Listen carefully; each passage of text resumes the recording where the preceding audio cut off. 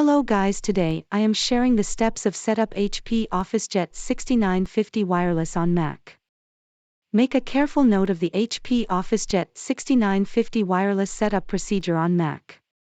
First of all, switch on the printer and the Wi-Fi router and ensure that both are well connected to the same network. Go on and connect the printer to the Wi-Fi router by following the steps mentioned in the first section above. Download the latest version of the printer driver by visiting the https://123.hp.com/in/devices/oj6950. Then, finish the process of installation of HP printer driver on your Mac. Tap on the System Preferences link from the Apple menu. Thereafter, from the new window, click on Printers and Scanners option. Here, add your HP Officejet 6950 wireless printers by clicking on the plus sign. Carefully select your printer from the provided printer list.